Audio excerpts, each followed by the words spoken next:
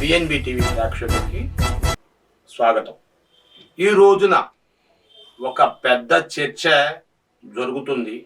ఆ చర్చ గురించి మీకు చెప్పకనే చెప్పాలి. ఏంటంటే, నిన్న మొన్నటి వరకు వైసీపీ ముద్రగడ్డ పద్మనాభం గారి మీదకి ఉసుగొల్పారు. ఆయన్ని వైసీపీలోకి లాగాలని ప్రయత్నం చేశారు. కానీ ముద్రగడ్డ పద్మనాభం గారే కాకుండా వాళ్ళ పుత్రుడు గిరికి కూడా సీటు కన్ఫామ్ అయిపోయింది అంటూ గిరిని కాకినాడకి ఇస్తామని చెప్పి కూడా పుకారు చేశారు. అయితే నిజాలు నిగ్గు తేలుస్తాయి అన్నట్టుగా ఒక పత్రం, ఒక ఉత్తరం, ఒక లెటర్ పవన్ కళ్యాణ్ నుండి ముద్రగడ్డకి పంపడం జరిగింది. ఇదంతా ఇలా ఉంటే, మన జగ్గయ్యపేట మాజీ ఎమ్మెల్యే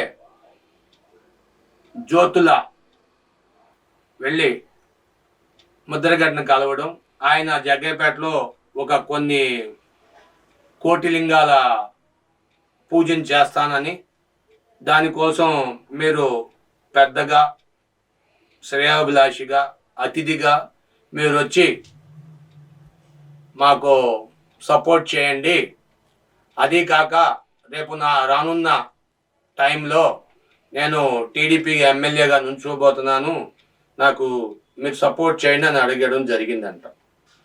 అయితే ముద్రగడ్డ పద్మనాభం గారు సానుకూలంగా నేను వస్తానయ్యా, నేను నీకు వ్యక్తిగతంగా నీకు సాయం కూడా చేస్తాను అని చెప్పి మాట ఇవ్వడం జరిగింది అనేది విషయం తెలుస్తుంది.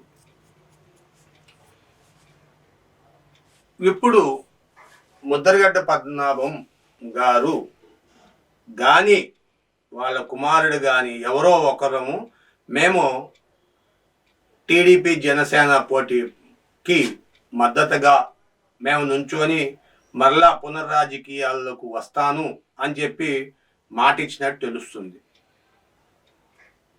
ఏంటంటే, ఇప్పుడు ఒక సమాచారం వస్తుంది. ఏమనగా, కాపులు టీడీపీ వెనక ఉన్నారు అని ఒక మొద్దుగా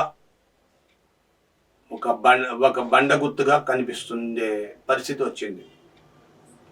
నేడు ప్రభుత్వం మారాలి అనే ప్రజలు దృష్టిని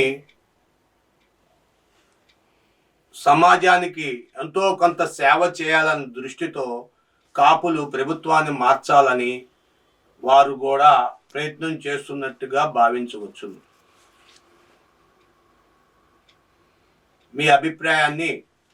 మీ విలువైన అభిప్రాయాన్ని మాకు కామెంట్ రూపంలో తెలియజేయండి. దయచేసి సబ్స్క్రైబ్ చేయండి. Thank you for watching our channel. Like చేయండి. Thank you.